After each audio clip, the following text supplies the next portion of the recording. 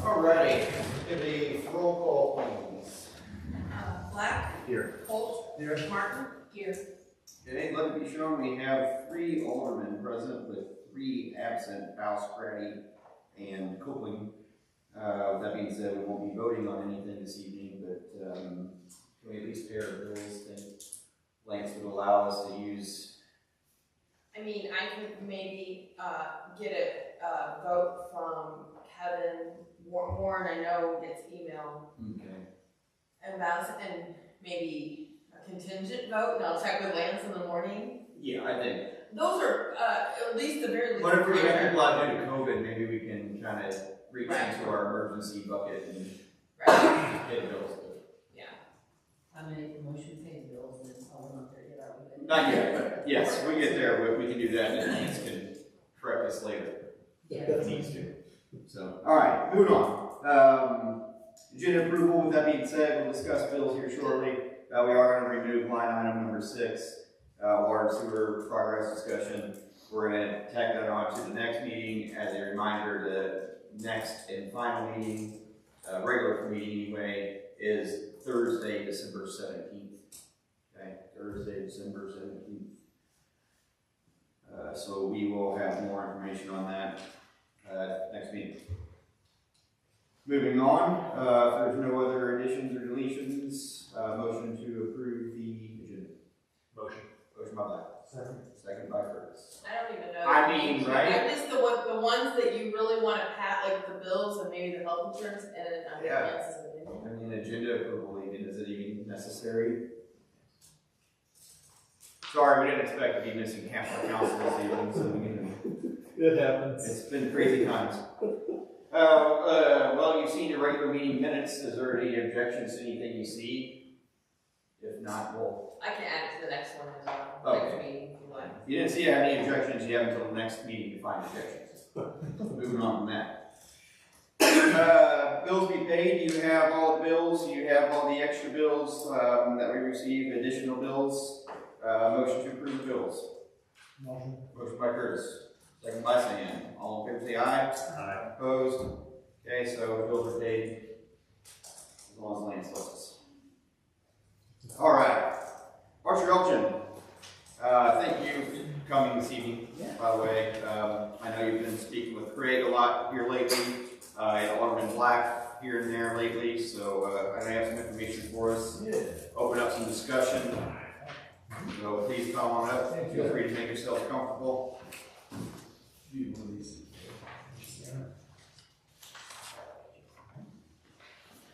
Have us tonight. No, our pleasure. Try to keep this meeting moving Thank swiftly you and for smoothly here. Yeah, we're 5 minutes in. Yeah, I don't know if we're gonna set any records, but we'll try anyway. Alright. So we appreciate you having us tonight. We're excited to be part of the police department project. So, kind of the goal today was just to come and explain to you our project approach.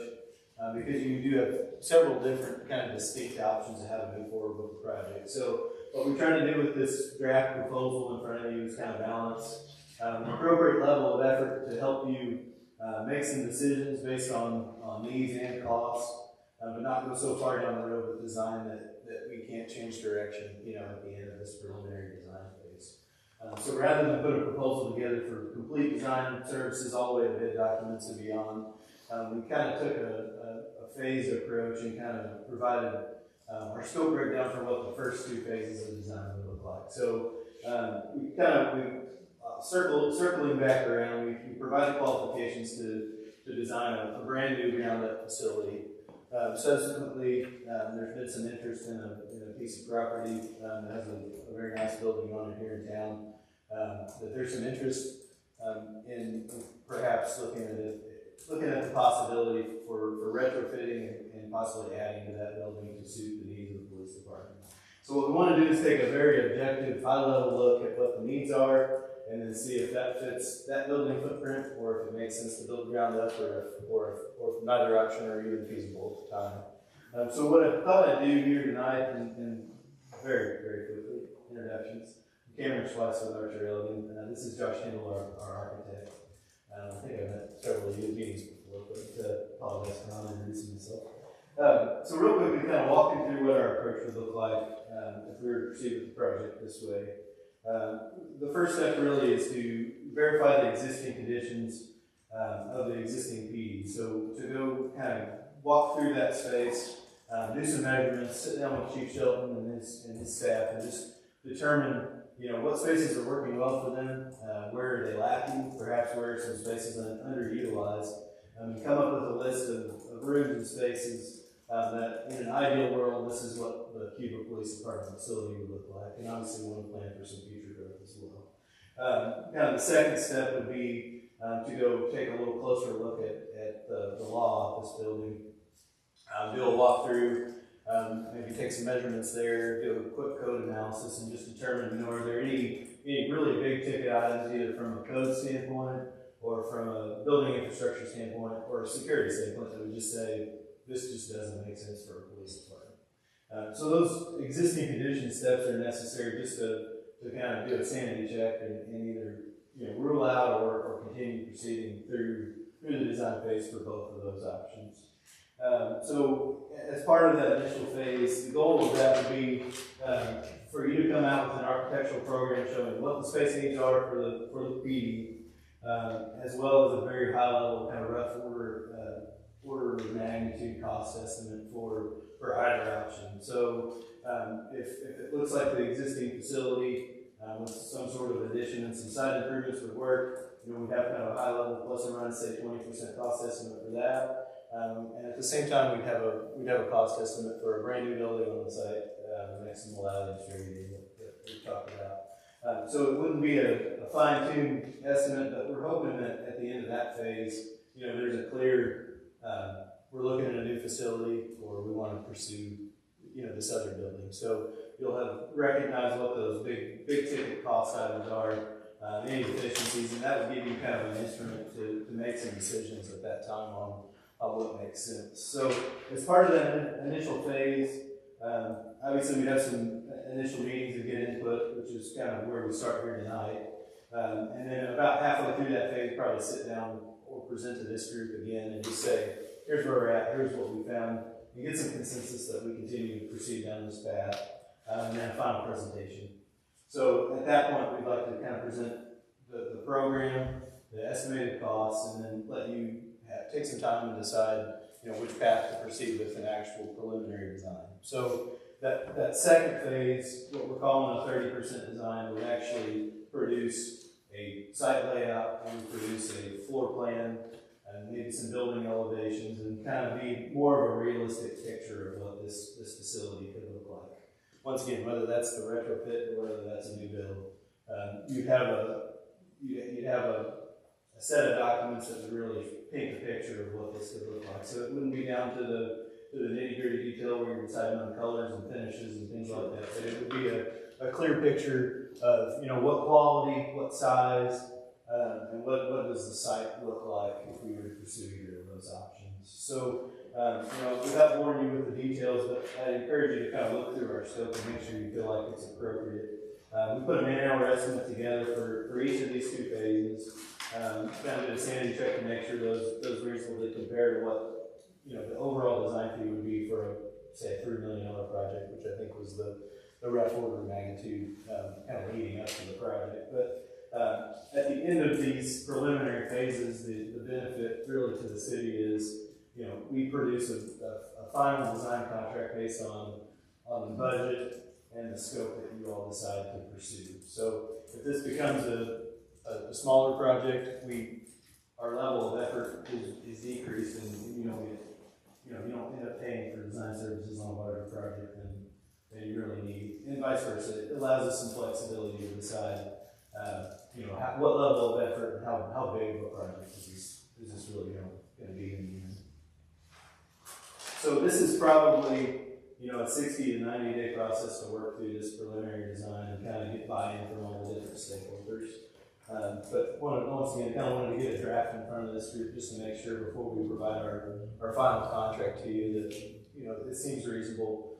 We could stop at this very first phase, or we could go a little bit further beyond. So certainly open to suggestions from the board. Sure. I mean, I think this is really the best possible starting point naturally, and again, this is what you guys do for a living, so you know where to start and how to get us moving forward. You know, we've had preliminary discussions about, yes, we know we need a police station. I mean, there's no doubt about it.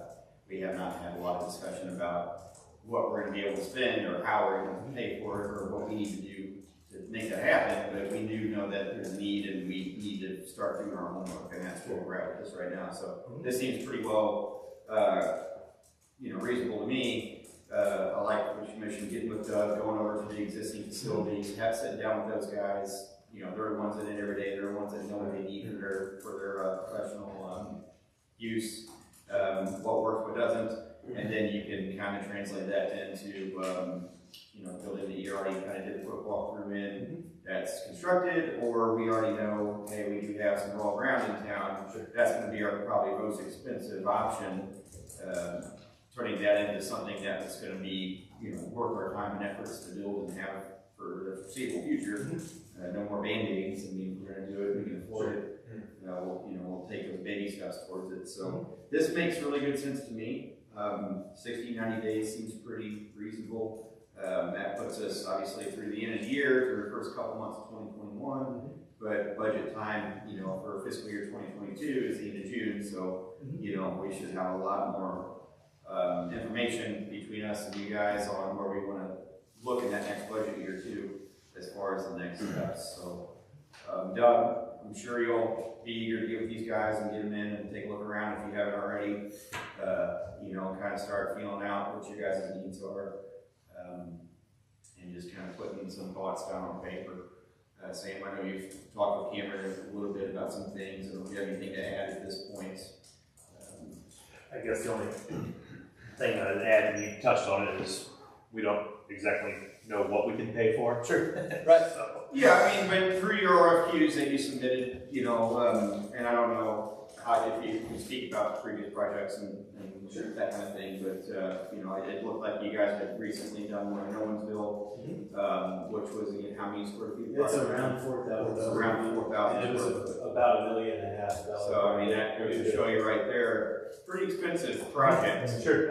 Right. Whenever you're going from the ground up. Especially with site costs. And, you know, that's the benefit of this process is we take a black and white objective look at, you know, suitability of an existing facility versus brand new. And it's, you know, completely objective. And I know, you know, Chief has a facility that he's outgrown. The other flip side of that is there might be spaces within that 9,700 square feet he's in right now that are underutilized.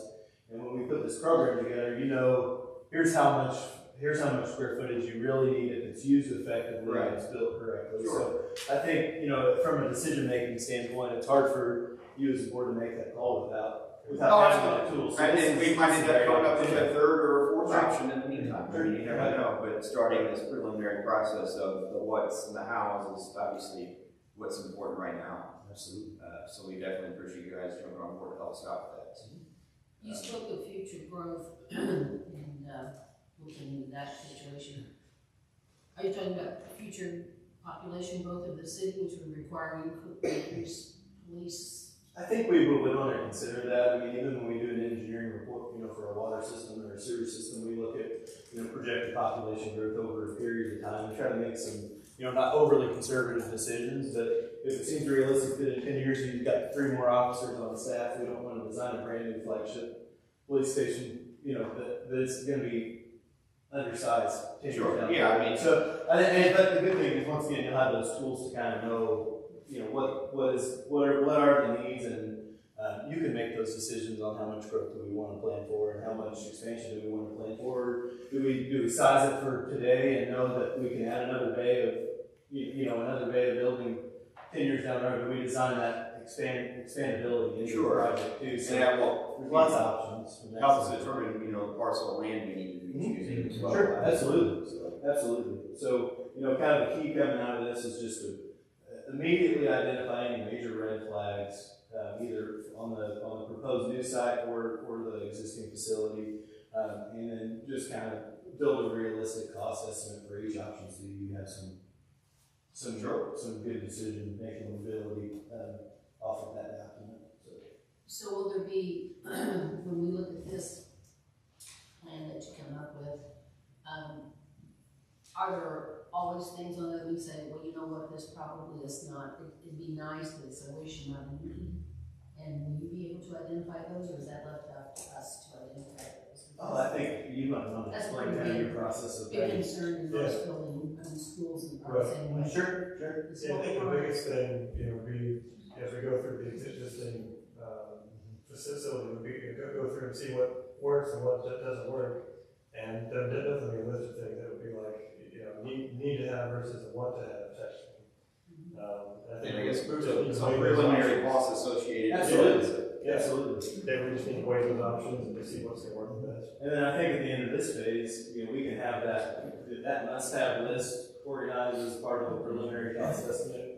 And then those tag-on items that maybe we'd really like to have this, but if budget doesn't allow or if we can't get it financed or whatever the case may be, those are things moving forward with design we either know we're going to design for in the future or we chop them out of the project altogether. But once again, you don't have to make those decisions after a project's bid and you got contractors waiting on you. Sure, to try to make sure, it yeah, we'll have all so that figured I out. think that's the good thing about stepping through this relatively slowly, and kind of having some milestones in between is you can steer the project in direction, and really the magnitude that you want to, from the get-go, instead of getting so far down the road and then realizing, hey, this may not work for us.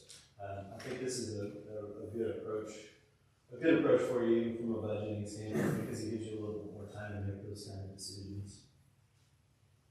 So to complete these first 15%, 30%, these phases here, that cost is basically $56,400. Correct. And how is that payable when, now, before you begin, at No, the end, No, throughout not the at all. process? So with our plan would be to present a contract to you at the next board meeting, assuming that you are comfortable with this scope and this level of effort. And then we invoice just on a monthly percent complete basis of any phase. So, this, obviously, we try to be flexible for our clients. This locks in a contract for a fee for a certain scope of work. But if we get to the end of this phase and we decide, hey, there's options 3, 4, and 5, we can talk about a modification to the contract to look at other options and not necessarily even proceed with the second phase. So, we invoice just on a monthly basis based on whatever percent we're complete with whatever phase of design we're in. So it protects the city from getting too far invested in Sure. something that's just completely unrealistic. Sure. Chris, not to kind of make you think about numbers right off the top of your head, but I mean, what you're seeing here with the next, 6, 7 months of our budget and what we budgeted for some of these things, do you see any issues? Or, I mean, obviously, you probably need some time to take a look at, Yeah. not trying to put you on the spot. Yeah, this is the first I've heard of it, Yes, or exactly. seen of it. Exactly, yes. But obviously, yes, there was some money budgeted for a police station / city hall, so I don't know if that had ever been talked about with you all. But of course, yes, there was some budgeted money for preliminary study. Very good. Here's the questions? No?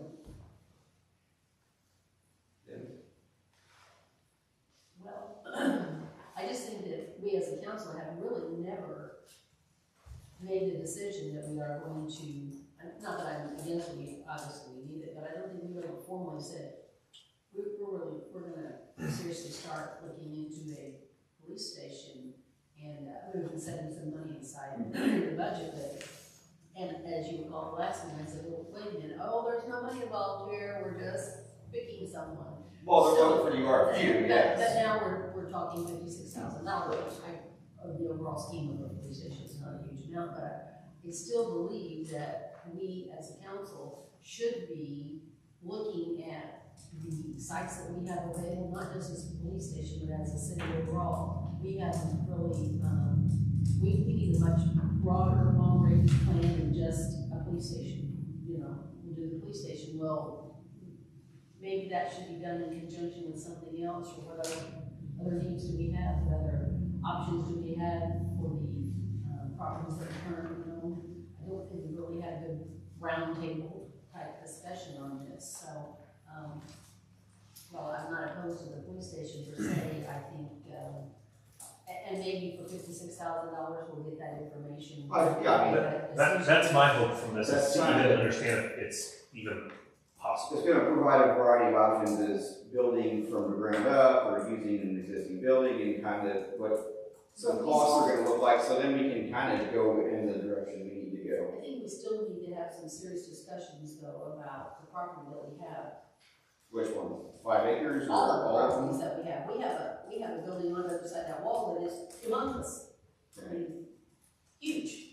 You know, can we just let it sit there and rot, or do we move City Hall back? So what are some of our options for the properties that we currently have?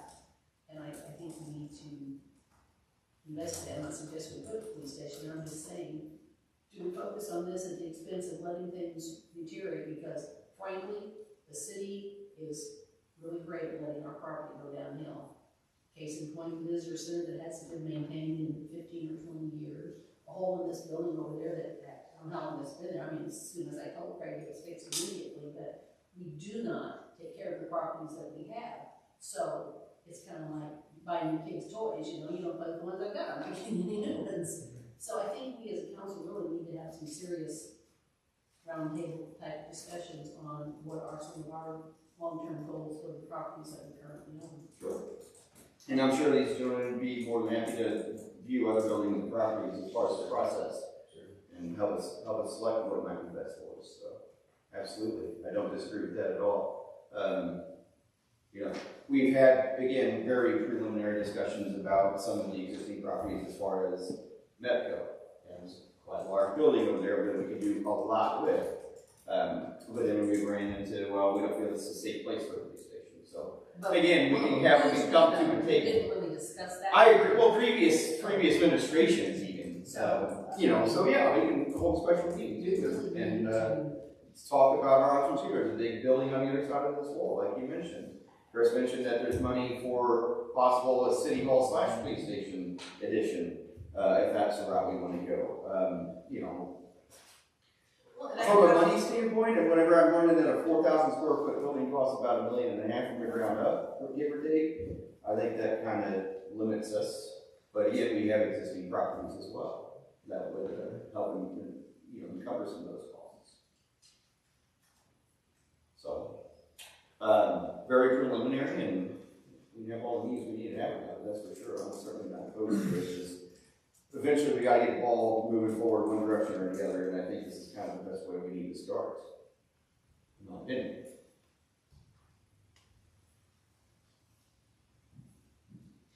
And I'm just, if you don't mind, if I say something on behalf of City Hall, I don't remember if I sent it to you or to everyone, but I know all the ladies in the office would love to come speak to the council as well. They have raised concern, and I kind of gave Alderman Black the 5-minute tour of some problems that we have here, because on the outside it looks very good, but you know, you have to unplug a fan and this and that to turn in the microwave, and there's a lot of issues that go on. There's a lot of things that are probably dangerous, and just the fact that we carry a lot of money here, and it would be nice to have a police station / city hall. So it's just some things that I would hope that you all take into I totally understand and willing to consider anything.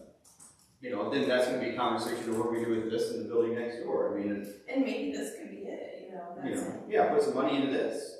Right. Absolutely.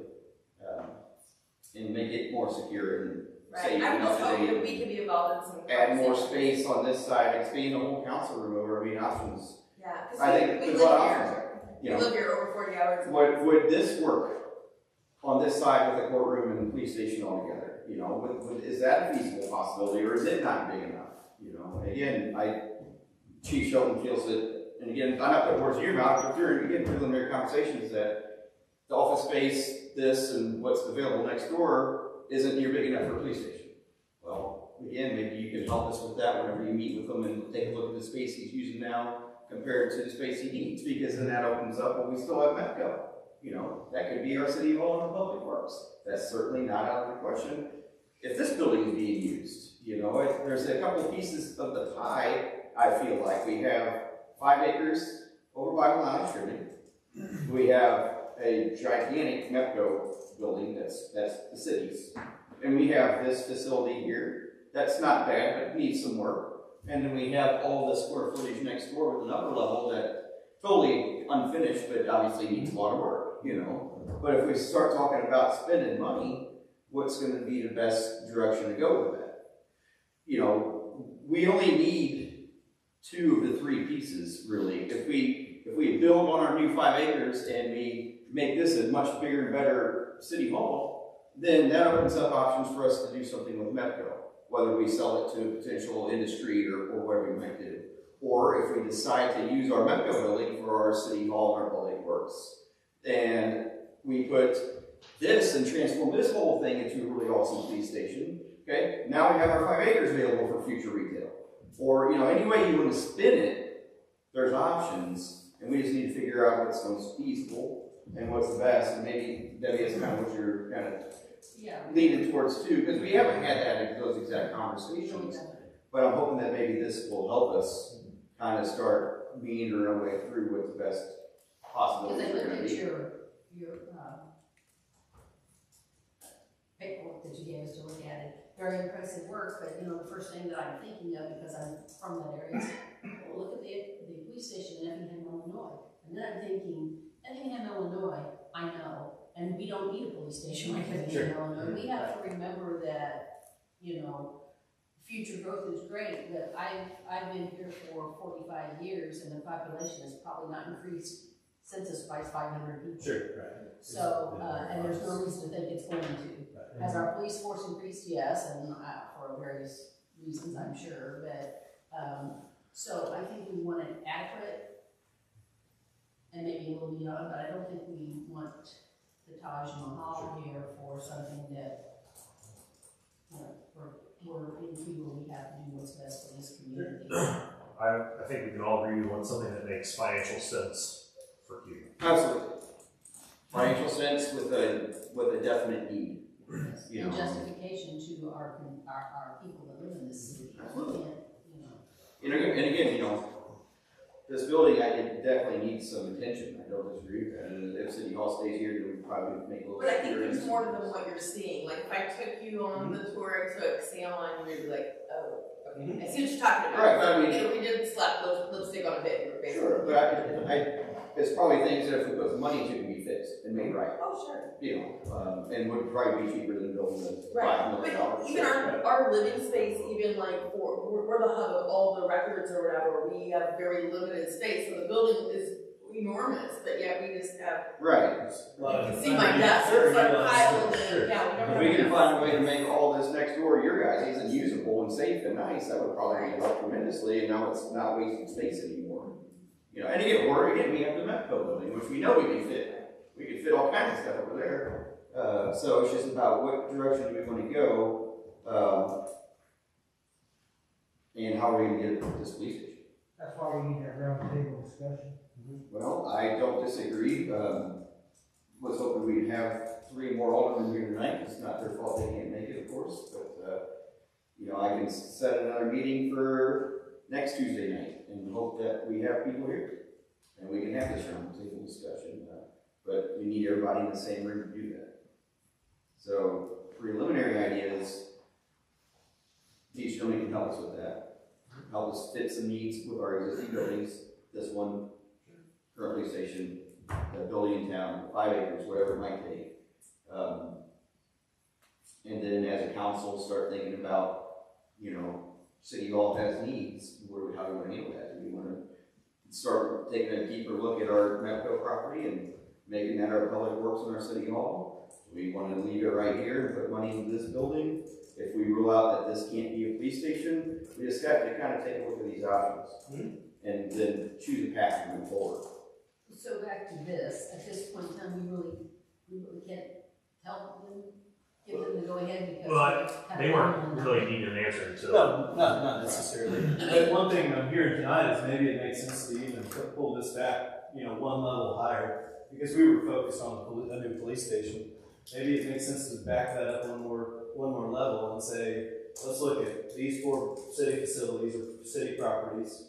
Let's look at needs of City Hall, similar to what we were going to do for the PD. Let's look at PD needs and then see if they marry up at the end of the schematic design phase, and if there's a clear alternative or a couple alternatives that might work. You know, maybe we even forego that second design phase and we just focus a more concerted effort on helping you do a needs assessment for what administrative needs you have for City Hall and the PD, and then you have an even better tool. I mean, I think a roundtable discussion is needed regardless. Sure. Up front, but Oh, yeah, if we wanted to take this 50,000 and spend that on an even more, a broader brush view of city facility needs, then, and even public works, I mean, you guys can decide what departments you want us to look at. Well, and again, as a council, there's definitely, we need to rule some things out to help get direction. But obviously, you can also help with that by analyzing all these facilities and working with Chris and working with Doug or whatever, and Craig,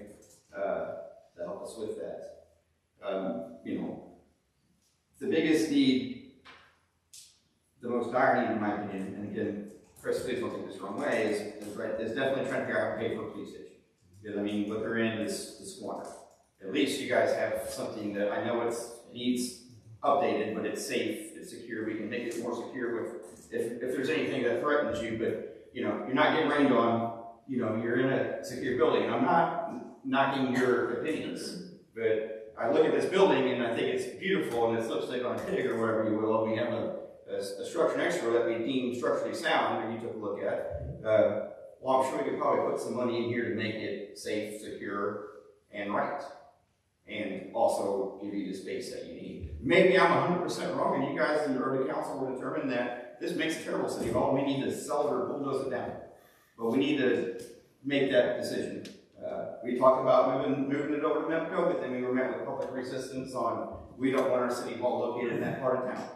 That's something we took into consideration 2 years ago, 3 years ago, whenever we kind of put that on pause and started leasing our building instead of using it ourselves. So we have options. Well, I always mention, I'm piggybacking on what Alderman Black said about the Cuba, whatever makes financial sense for Cuba, and it just seems to make financial sense when you put two buildings together and it, you know, the police and city hall. So that's why I always bring them. But give me financially sense to afford an $8 to $10 million complex.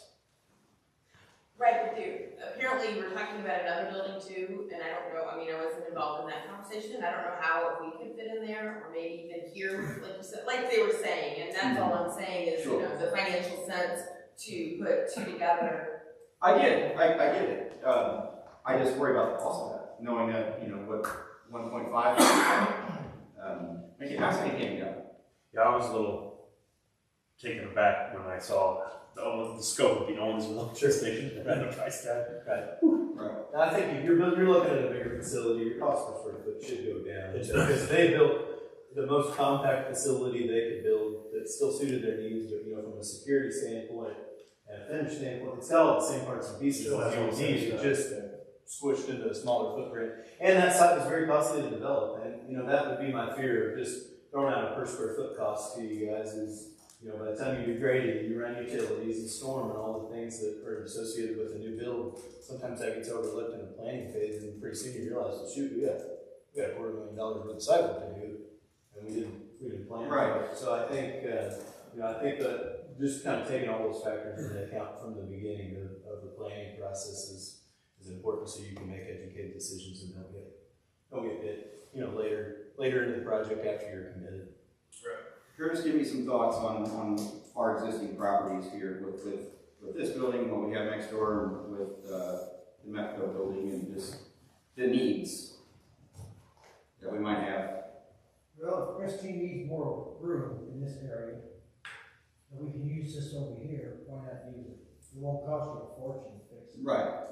Utilize what you got and I should say make do with what you got, but utilize what you got and when the time comes and you got the money, spend it later. Take care of what you got now. Because like we said, if you don't, this is gonna go down. Sure. So just utilize what you got now and make it work.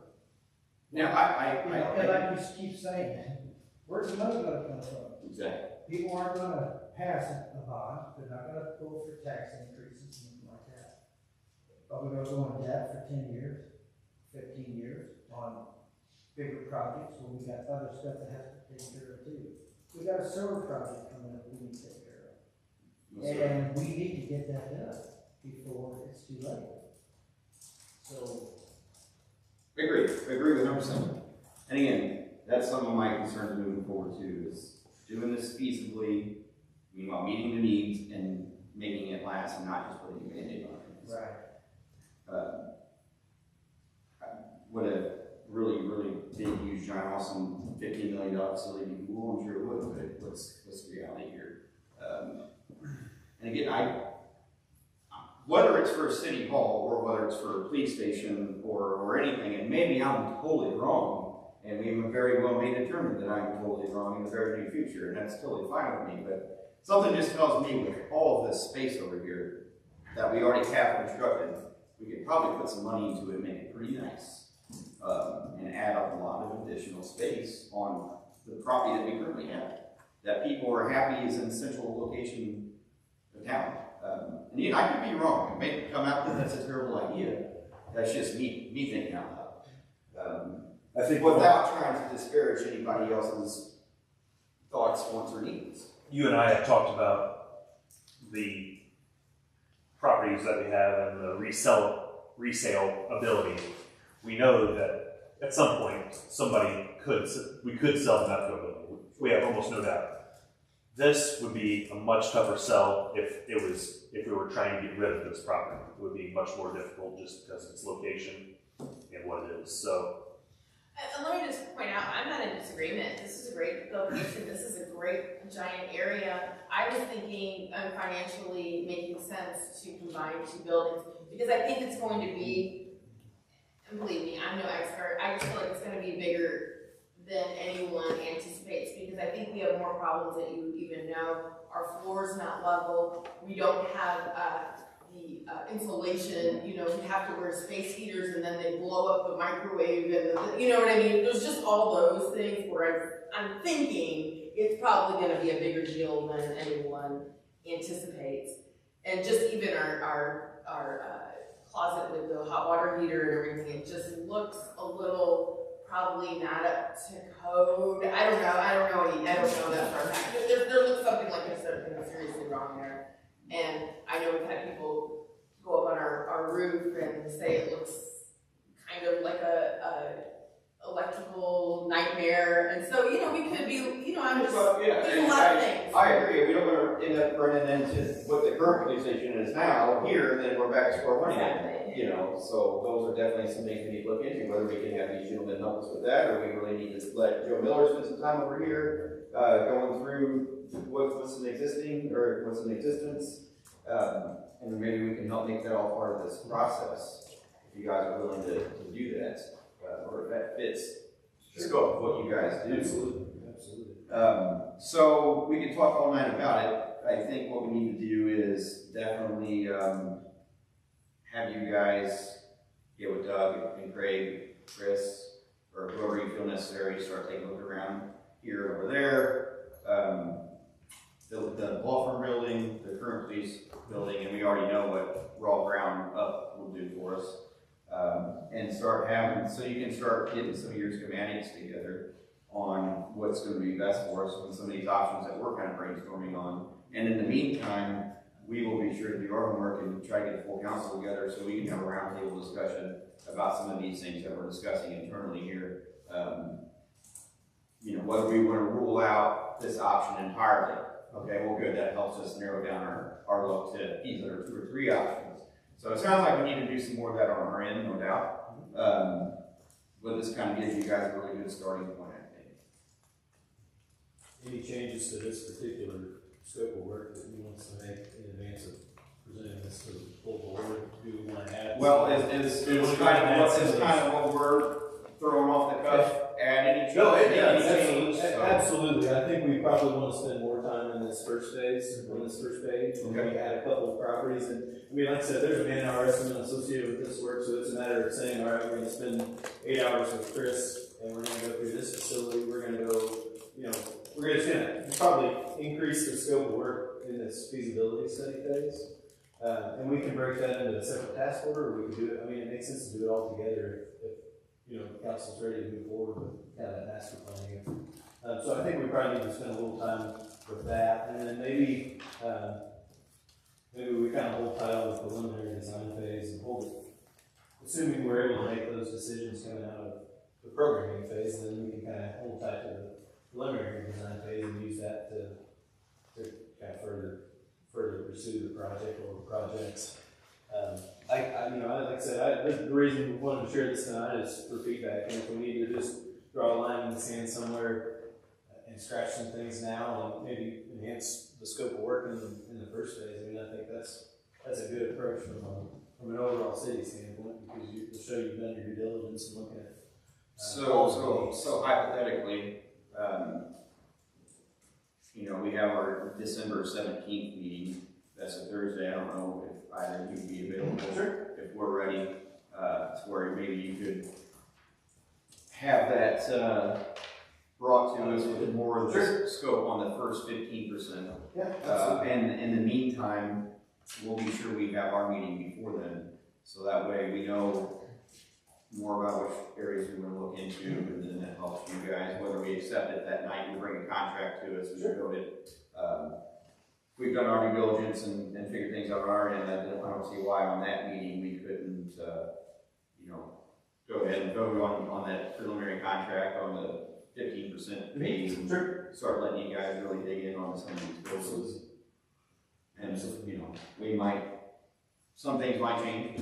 Yeah, and I think if you get together in the interim and, kind of have some decisions on which way you want to steer the project that impacts our scope, as long as you can let me know that a few days ahead of time, before the agenda goes out, we can make whatever changes we need to in the cost estimate and provide you an accurate, scope for what we think the consensus of the board is. And that's, we're here to help you make those kind of decisions. So anything we can do to help the cause. Do you have anything else for him? Doug, you have anything? No, it's fine. Okay. Well, if that's the case, we will move on. Gentlemen, I really appreciate you coming down. Thanks a lot. We will be better prepared and hopefully get some more members in there soon. All right, we have some employee health insurance proposals for the 2021 year. Chris, would you like to give us a rundown on what our options are here and what we've been discussing? Yes.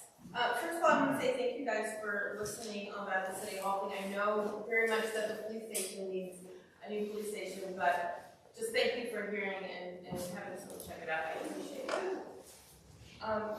As far as the health insurance, so I'm thinking what our brokers who are with Wall Street out of Jeff City are thinking the rates were going up for almost every company they looked at. I don't know if it's in light of the election or COVID or a little bit of mixture of both.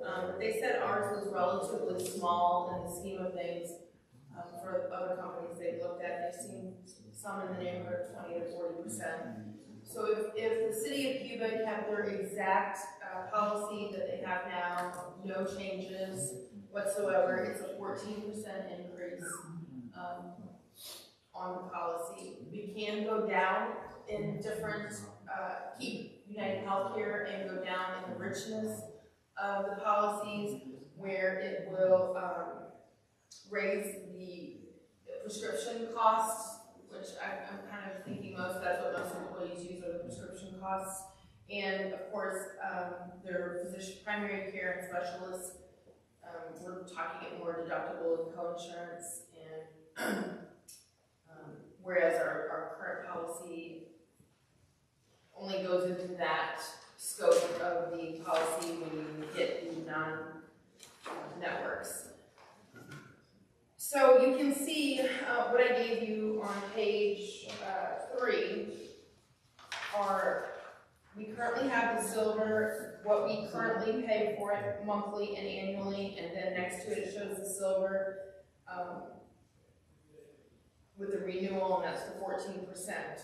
If you want to look at and talk about different policies within the United Healthcare, you can see where the rate of change is from 10%, from 5% to 11% in any of those. So I don't know if you guys have any questions on those or how you want to look at it. They did look outside of United Healthcare, and they were just, I have copies if anyone wants to see them. They were in the neighborhood of 20% increases. So to retain what we have and not have our employees lose any benefits or co-pays or have to raise deductibles, we're looking at a 14% increase, basically. That's correct. And let me just explain to you how I budget. When I do budget, I do put a percentage in. Typically, I only put like a 3% in. But we also, the city of Cuba self-funds a portion of the deductible. And of course, not everybody meets that deductible. But I do put in a certain amount for each employee because there's that liability risk for it. Obviously, not everybody's going to reach that. So I feel confident in saying that we have the money in the budget to cover it, whether I have to move those funds around from the self-funded portion to the premium portion, for your information. Can you kind of point out to me the difference between what we have now and then that primary advantage plan with Essential Formulary? That's only the 5% increase. I'm trying to see where it's significantly different, and I'm not seeing it. The one that would be a 5% increase. I think it's mainly in the co-insurance, so Yeah, you know, 170. we pay 100. It pays ours currently pays 100% after deductible. So right now we just pay the deductible, and then we never have to worry about anything else. Right. And did you just say that the city pays a portion of the deductible? So the city does pay $3,750 if you hit it. Now, there's not many employees that actually hit that every year, but yes, the city does fund that portion. So for many of them, there actually is no deductible. That's correct. Yeah. And that's where I feel like it's a big part. It's in the doctor visits and the prescription. Yeah, that's probably most of the use Yeah. on an annual basis. Well, we can't really vote on this because we only have 3 aldermen present. I don't know if Lance will get back to you. He did not get back to me. Lance hasn't been feeling well. But if you all could give me a vote, and he says it's okay, I get a telephone vote or an email vote from the others. The only thing I'm worried about is this ends at the end of the year, and we have to have employee meetings, and they have to sign up whether they want their children, spouse, any changes to their plan, and it takes a little bit of time to get that done. Do we pay anything toward the children and the spouses? No. It's just employees. No, this is just employees. Well, if it's up to me, council, I would stick with what we have. I mean, anything's going to be a little bit of an increase. Unfortunately, and that goes for all of us, even my insurance, my family.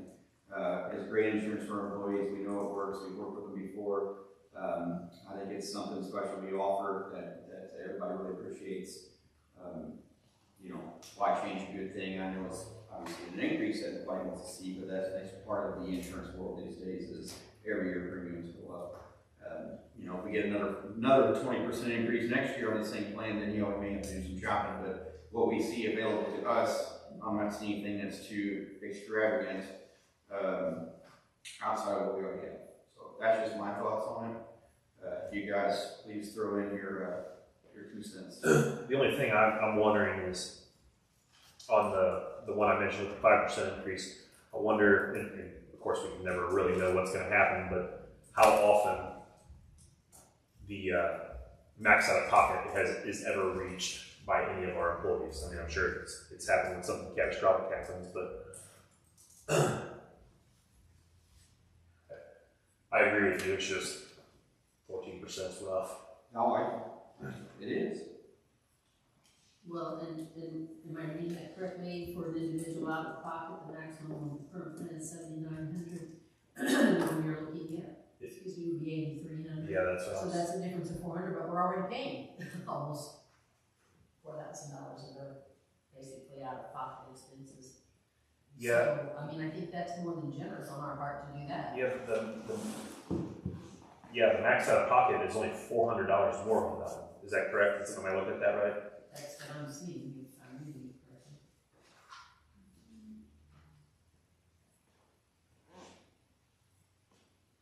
I mean, it's $1,400 when they include the deductible, but that really can't probably be included since we pick up that.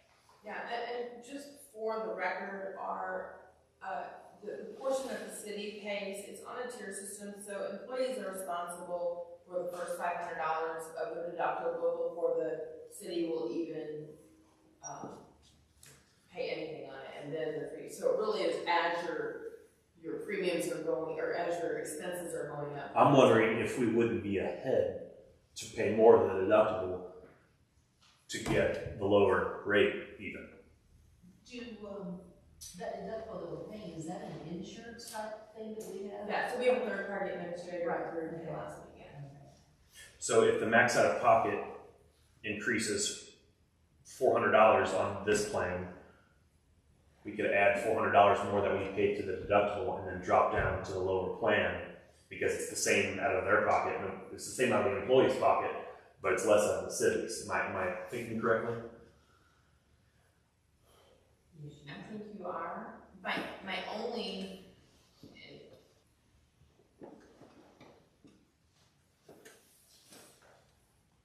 And they actually pay more for a specialist. On your opinion. My thought is if we could make it same for the employees by covering more of the deductible, if they hit it, you know. I just feel, well, and then just, it's not that much more, but it's, $30 more for specialists and more on the prescription.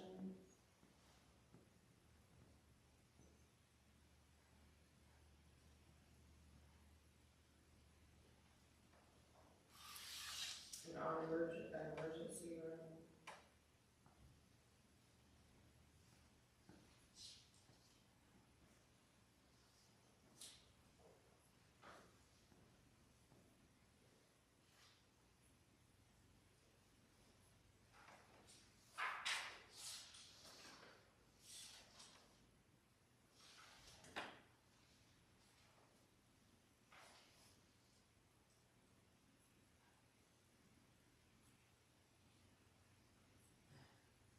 What was that, Chris, on the city covered copay again? 3,750. So, an employee would pay the first 500 on any deductible, and then the city puts in 3,750, and then anything after that, then the city or the employee pays himself.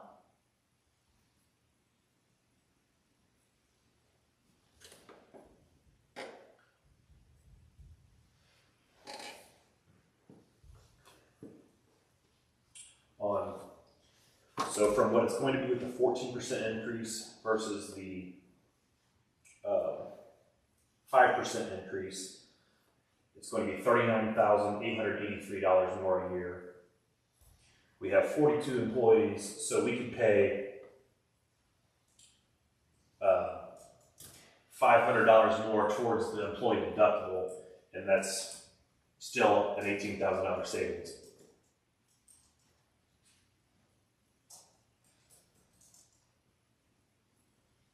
Probably more than that. We don't get that many. Worst case scenario. Yeah, worst case. So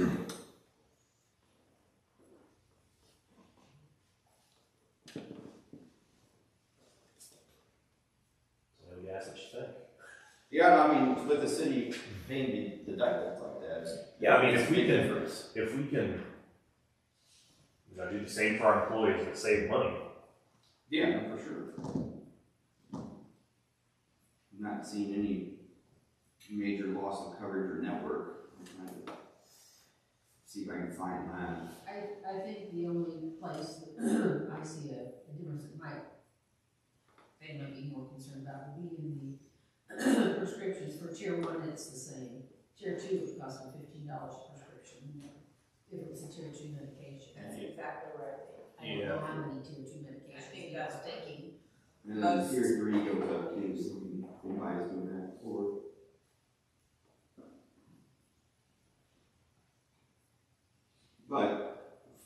we're able to increase the city's deductible contribution. That's what you're saying, right, Sam?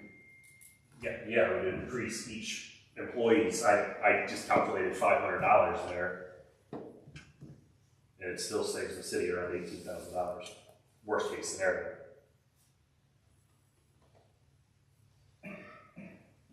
Wasn't expecting to do math.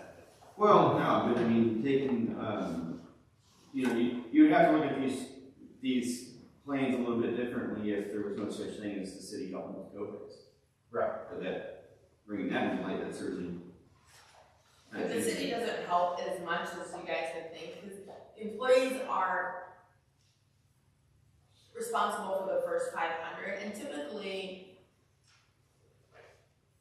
and the only reason I know this is because I have to do journal entries towards it. We have a third-party administrator that actually does the check writing and the configuring, and then I see it on the bank statement, and I have to do journal entries showing that the city paid this portion to this person. So I do get to see who is hitting deductibles, and there's not that many because employees are responsible for the first 500. So do you see what I'm saying? And so I don't know. And I'm just letting you know what it is. I don't know that the city would be, if you're in it to save money, yes, that is your scenario. If you're in it that you're helping the employees, I think that giving higher prescription is going to be more detrimental than putting in 500 because most people don't even use the deductible. What if we lowered it to they're only responsible for the first 250? Yeah, or zero, because that's their 500 right there. So. Or zero. Let me go back. Because you're saying, you know, put an extra 500 towards the still saves money. What I'm saying is most people will just they go to their primary care physician, specialist, and prescription, and none of those include your deduction, your deductible. Is what I'm saying. It doesn't count for your deductible, Yeah. is what you're saying. This third party, is that an insurance that we pay and then they pick it up, or we actually out of our pocket pay the $3,000 and some dollars?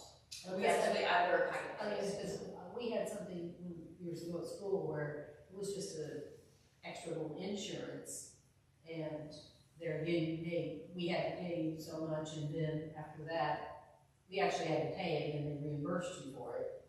Yes, so they do reimburse, But it was an employees. insurance, it was I can't remember the name of it, but it was an insurance on top of the insurance. Yes, that's what this is. So. It's a third-party administrator who. But we are paying the actual dollar for dollar amount, we're not That's paying the correct. insurance premium, and then they'll. No.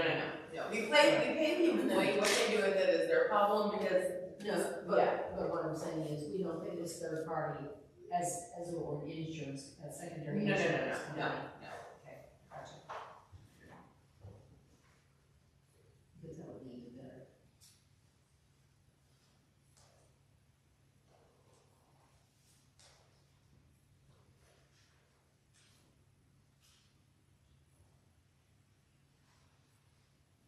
And Alderman Black, I'm not disagreeing with your savings, I totally completely agree with you, I just wanted to I was just point trying out the to, fact of what the employees would be missing off. yeah, it makes sense. I was just trying to come up with a scenario to where they weren't really affected and we could save. Right, I understand. I guess the insurance company's smarter than me and made that not possible. Well, and again, that's what I was originally saying too, but we start talking about these deductibles and Well, and Chris is saying that if you go to your primary care physician, you don't. there's no deductible anyway. Right. So you wouldn't really be needing that except for if somebody goes to emergency room or a specialist, then obviously that's when the deductible's gonna kick in. Yeah, a specialist wouldn't kick in either, and I think, you know, most people go to like a primary care specialist and get prescriptions. I mean, that's how I think most of them utilize it. I wonder though, if we covered if we did the first 500, if it would be worth it, if the employees would find that beneficial. I guess only in the event that they would need that service. Yeah. I mean, again, heaven forbid, we can't predict. We can't predict the future. Can I ask a question? Yeah. Did it go up to 14% because there were some major claims on there?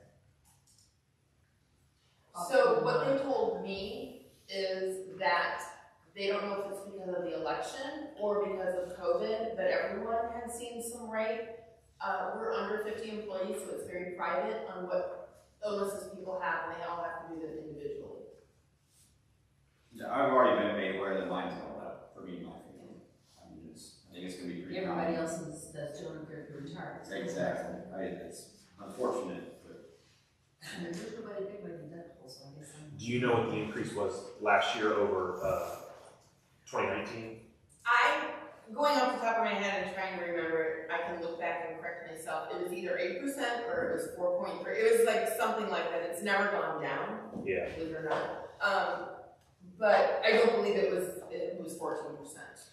Well, because we don't be here all night discussing this, and you had to have a decision, so I have a couple things. First of all, is this, how timely are these people? Because here we are in the month of very big these rates with, Well, I'd like to have a little more time to be able to look at this in the future. honestly, what happens is in October, all of the employees were given the opportunity to go online and to fill out this information, and it's all private. It goes to wherever it goes, and they are brokers, take it to all the different carriers, and then all the different carriers are the ones that do the underwriting for it. It's not like just getting a bunch of different brokers and they go, oh, I think I can come back with this. They have our sickness, wellness, and everything. Is this a typical time? So this is a typical I time. never had it the 1st of November than the 1st of December. Yeah, they don't go out until like October, and then, how fast the employees are to get it all turned in, and then they turn it into all their carriers. So this is real numbers. It's not, Right, it's not the phony baloney ones that sometimes they come up and then they shoot it up later. I'm just saying, I don't like things thrown on me, and you've gotta make a decision. Period, you've gotta make a decision. So that's number one. The other thing is, I would be in favor of going ahead and perhaps staying where we're at this year. However, I think we need to start educating our employees the fact that this may not always be the case, people, Do you want a police station? Do you want a city hall? Do you want sewers? Do you want somewhere we have to say, I'm sorry, the cost of living goes up. We're giving you cost of living raises. Medical bills happen. It happens to everybody. Sometimes you just have to bite the bullet and pay it. I don't know about the rest of you, but I've been there in my life many times. So I don't disagree with you. I would say, let's don't give them a culture shock this year. Go ahead and do this. And then the sooner we get the information next year, the better. I didn't be here, who knows, but the sooner the better. And start preparing for the fact that, maybe we won't be paying your deductible. Maybe we won't be paying as much of your deductible. Start saving your pennies. No, it's unfortunate. I think, yes, it's unfortunate that we don't have that much time. That's just the way the system works. We get it when we get it. Also, I think in most normal years, for lack of a better term, we're not seeing these 14% increases. It's more of a, let's call it a 6 or an 8, and we see that and like, oh, well, that's pretty standard, it's pretty normal. Just deal with it and move on. Seeing this 14 all of a sudden at the last minute definitely heightens our attention a little bit. Again, looking at it myself earlier, wanting to provide good insurance for our employees and our families, I couldn't see a whole lot that stood out. Sam made a really good point on that 5%. You start talking deductibles, is it a wash, is it not? It's a good conversation to be having. I would also, back to what you were saying, Debbie, we're going to have to put a cap on eventually. We can't just keep that 40% every year. I'm not saying that's going to happen because, we don't make those calls. The insurance companies make those calls. But if insurance gets crazy towards getting more and more expensive to provide coverage for our employees, we know we're not going to get rid of our insurance, but we may have to cut somewhere else. That's just all there is to it. That's just reality of things. A 2.7% cost of living increase is wonderful, but if insurance is going up 14% every year, you may have to take that as a cost of living increase, And again, that's totally hypothetical, I'm not saying that's what's going to How happen. many employees does the city have? 42 on the insurance plan, looks like. That would be correct. I have Lance on the phone, by the way. He's texting me right now. Oh, okay.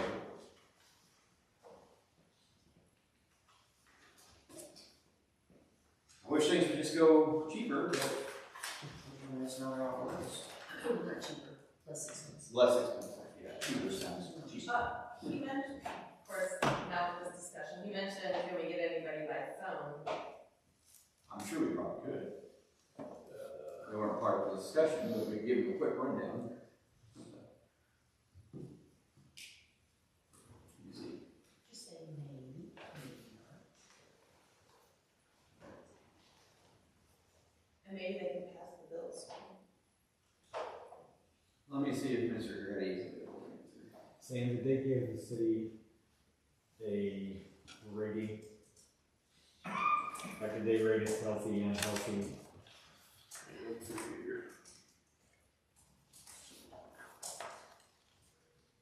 think not. I didn't see anything like that, but. Hey, can we get you on the phone for a moment, sir? All right, so, sorry to bother you. I think he's calling now. All right, you're not on speakerphone, but you are in the middle of a live council meeting doing a what?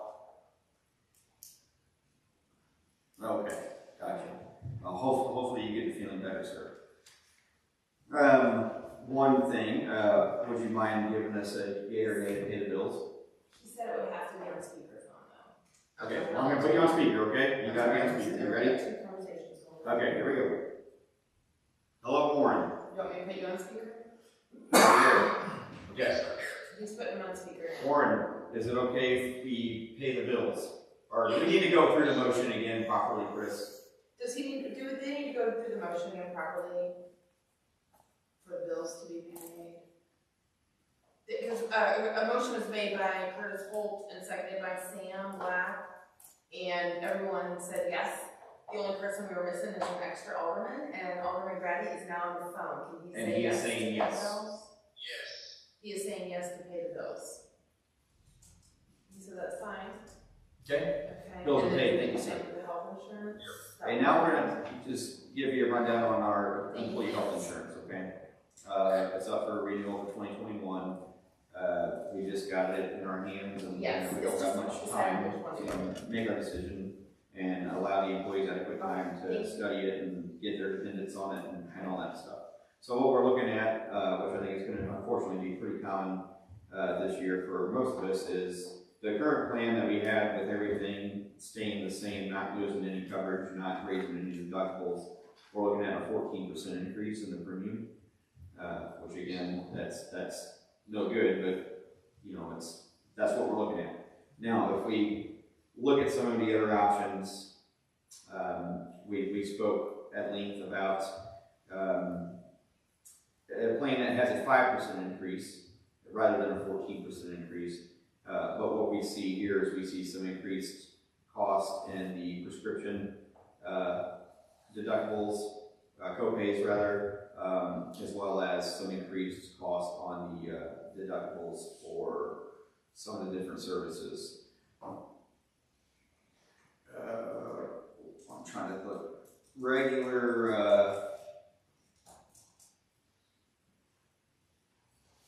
yeah, so that's what we're looking at. So, you can see where we come from again on, we were trying to figure out if we could save the city some money and not allow the employees to lose any of these co-pays or deductible amounts, but I think we decided that wasn't really I don't think we're gonna be able to necessarily be able to guarantee we can do that, even by going down and taking the 5%, the policy of 5% increase. So if we wanna keep what we have, we're looking at a 14% increase. And again, that's no good, but I feel like that's probably gonna be pretty standard for most of us this time around with everything that's been going on. You know, and Also, I build that into the budget. yes, You know, and of course it's built into the knowing that budget. it's- So we don't have a motion yet, but we you know, we're probably gonna get one here soon, so we just wanted to kind of get your thoughts on, are we gonna keep what we have, and realize that, yeah, we're gonna have a 14% increase, or do we wanna make any changes, with our deductibles and our co-pays, to try to get a lesser amount on the premium increase? Well, my thoughts are that we don't go backwards. We want to make sure that the employees have benefits that they have now, if not be able to increase at this point without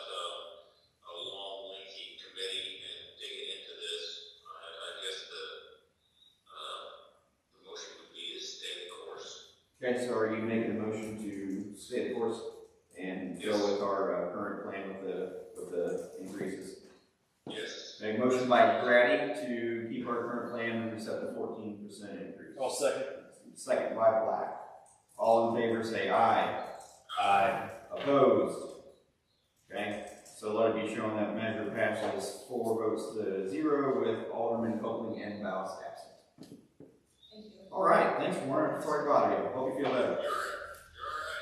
Anything else? I don't think so. Do you want to approve the minutes from the last meeting? Okay, well then we'll let you go. All right, see you. Okay, thank you, Council. Yes, thank you. And again, I do agree with Warren. I don't want to go backwards if we can help it. Maybe we can start figuring out some other alternatives at an earlier time if that's possible. But it is what it is, and it's December 1st. So we need adequate time for everybody to be able to review this and get their opinions on. Well, and we may not be able to get information from them in a more timely manner, Right. because it is what it is. But we may be able to create some scenarios that we can provide to our employees late summer, early fall, and say, if we are experiencing anything above, 10%, 12%, pick a number, which of these options would you prefer? Less out of pocket, higher prescription, and Yeah. get some I feedback will from say them. too that I've really monitored that with whatever work we've done. In the past, we have been creative. In fact, we offered 2 different plans. You could pay up, and one that was like, hey, I just want my prescriptions Yeah, good, I don't sure. care, and we could pay up. The problem is when we had to switch to the Affordable Care Act, because for a long time they would grandfather us in the old plans. And once we moved to the Affordable Care Act, they weren't offering the dual plans. But yeah, I'm always open and looking. Yeah, you get a bronze, silver, gold, and maybe they have a choice which You way pick they the want to one go. that you want. But I'm thinking more of a choice from us, not from the insurance companies. Sure. For us, like, we're paying $3,000 and something, we'll provide this coverage, but we're only gonna be able to meet so much of your deductible this year rather than what we typically have to do. Something along those lines, or would you rather go with this different plan, which might Right, increase your drug? get a group consensus and, help them answer the question for us since they're the ones using it. Don't disagree. Okay, old unfinished new business. Only thing I had there was, I just had something else in my mind. Go ahead. One is Jimmy West has resigned from the tourism committee. So of course we want to thank him for his time served. We do have a vacancy, so we will look into his replacement to serve the rest of his term, which I think he had. I think he was one of the ones that had just started on running a 2 or 3 year term. So I have to look at our. I think he's finishing up, because he was. Maybe he already is. on there, so I Okay. think- Yeah, he was the only one that remained on. Correct. Thank you. So we'll look at what the term is. How much is left of the term, and look into finding someone interested in that appointment. So Debbie, I know you attend those meetings. Feel free to offer any information or insight on that. Would certainly be welcome. I do want to get another meeting together, a special meeting, before the December 17th meeting again, so we can have a good roundtable about some of the decisions moving forward with the City Hall police station plans and city properties we have available.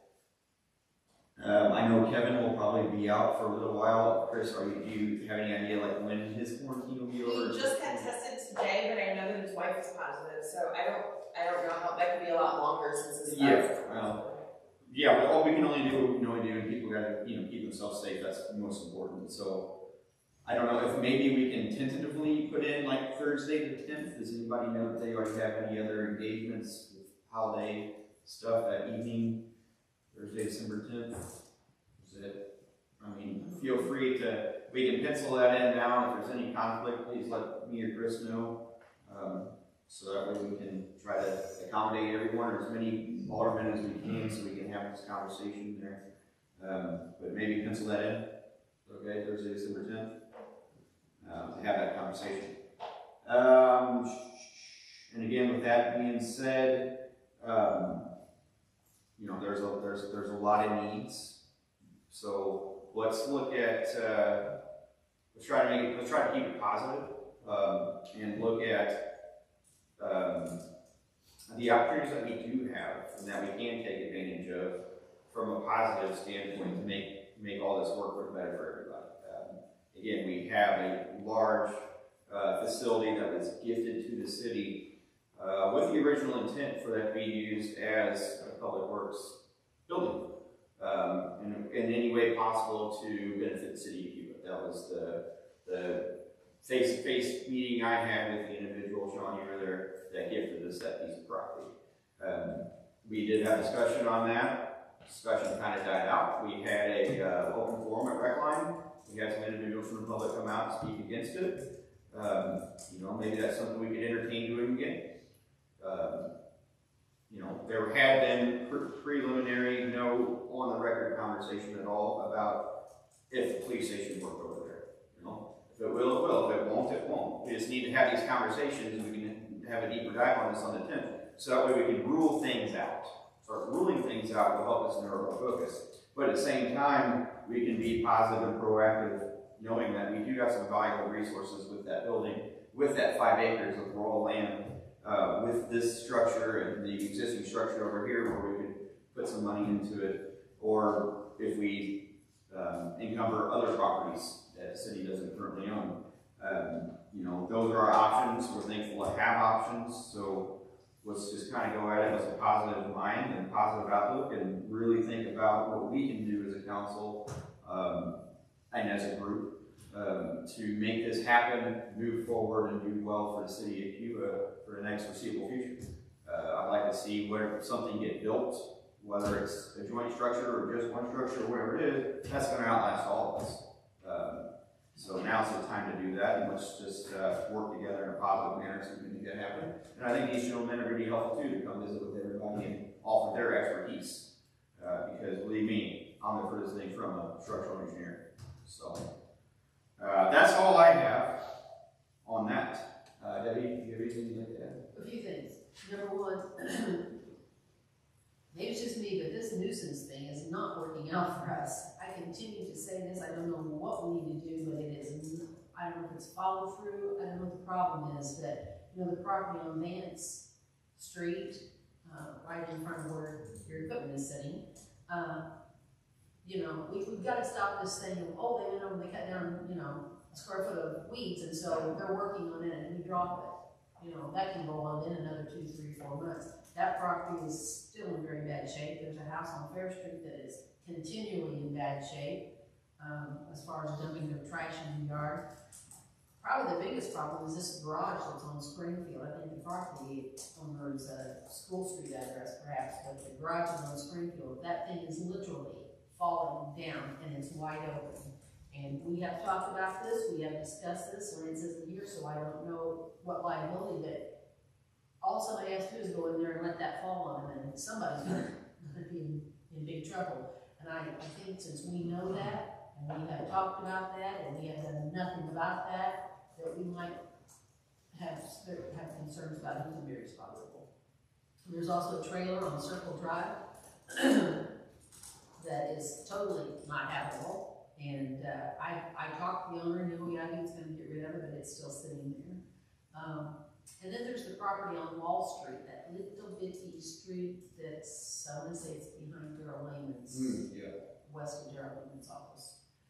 Every building on that street on the west side is not good. There are people living in and out of there at times. I assume you guys know that. That's not a habitat for homeless shelter there. So that needs to be looked into. It's just, there's absolutely no excuse for it. And I remember the former mayor, we're going to take back our city. Well, we're not taking it too far right now. So please look into those. The other thing that I had a call again regarding the lights at the industrial park. Has anybody talked to this Joe guy that runs the marijuana farm there? What's he saying about the lights? They're worse now because there's no leaves on the trees. Right. So I've talked to Joe and I've talked to Mr. Branson, both, trying to get them to communicate together. It hasn't happened. I went out into a place yes, you can see their lights. Joe feels like he's made the necessary concessions and was very upfront to Mr. Branson. Mr. Branson feels that Mr. DeLeo is not being a good neighbor. I haven't had any complaints from anyone else. I think that's because they determined who would be the spokesperson for me, because there are a couple more people that are not happy about it shining in their bedroom windows. And you know how I feel about the whole business, but that has nothing to do with the fact that it is these people were there long before this place was in. And Mr. Branson's remark was, all I'm being told is, well, hey, it's an industrial park. Well, that's not an excuse for people who have lived there for 29, 30 years or more, that suddenly someone has a right to invade through lights their homes, and you can no longer, leave your curtains open, and you can no longer do a lot of things. So somebody needs to get these two together, because you're saying that he's made concessions, but they're not seeing any changes. So I don't know what concession he has made. I don't want to quote other people. It's a civil matter. From a municipality standpoint, there's nothing you can do, because that's why the legal justice system exists. If there are citizens. And Mr. Branson doesn't even live in city limits. That's not an excuse. Go to a county commission meeting and complain, then, I don't know what else he wants us to do. All right. Well, I think it's very important for the council that it's a, to understand the roles and boundaries of a municipality and what you govern versus what the legal justice system governs. And when there is a civil matter, when it's an issue between two private citizens, then this council, the mayor, the police department, you have no legal standing. You have no legal authority. That's why. Do you feel they are a civil? Yeah, it's a their civil business. So do you understand civil court? Do you understand civil law? Do you? Yes. Very well. I understand about as much as you do then. So I can tell you that in terms of a council, you have no legal authority. I didn't ask for authority. What I asked is, has somebody spoken to you? I spoke both of them. Very good. Joe says he's making concessions. Gary says he's not happy with concessions. I don't know where else to take it from there. All right. And what was that? I missed that last part before Sean started talking. I don't know. I thought it was you don't want to cross it. I think that's you guys. That's correct, because surely I'm not getting threats from you, from Mr. Branson. I would think that would be something that would take place. So they have each other's phone numbers. The other thing is, are we using thermometers at City Hall and Public Works for our employees when they come in every day? We're using what? Thermometers. Yeah. Should we be? Were you able to find any? I know we talked about that. I don't know how readily available they are. Yeah, I should look up how available they are. We have one. We'll start. And again, the rules are, you need to be wearing masks if we're in a truck. I know I've had several phone calls reminding me of that. And maintaining 6-foot distance. I know you marked off the break room and some other areas of public works to keep them separated and try to limit that. And obviously, girls work far apart and the front doors locked during the day right now. So Those guys have been hopefully pretty we keep everybody safe. They take a lot of precautions over there, so it's been pretty good. Most of them work nice. Most of the day anymore. And the last thing, Chris, both Warren and I have gotten a note of concern about some sort of billing problem with the airport maintenance. Who do we need to talk to about that? But this bill keeps showing up as though they owe money, but it's been paid through the end of 2021. Was it Mr. Blair? No. Well, Mr. Blair called and he's getting one. I do those actually. And if he paid through 2021, Mr. Blair didn't even understand that the parentheses means it's a credit. I just sent one Right, every month. and that was the case with them, but it's showing late fees. No, But those are, but in parentheses, and just thinking that. no, the parentheses means they have a credit. Yeah, So, I understand that, and they do too. yeah, I think their concern was the formula or whatever is doing this, why would there even be these things in this column, especially a late fee when it's already, there's no late fees, I can assure you. but you can't get credit for a late fee. But I can assure you there are no late fees on the, there are none that are ever assessed on those. Okay, well, they asked if it could be looked into. So- Yeah, I can look into it, if you give me their name, I'll look into it. Right. Chris, anything? No. Yeah. Alrighty, we will reconvene on the 10th. And hopefully everybody will be safe and healthy between now and then. The 10th and the 17th still, right? 10th and the 17th, yes, sir.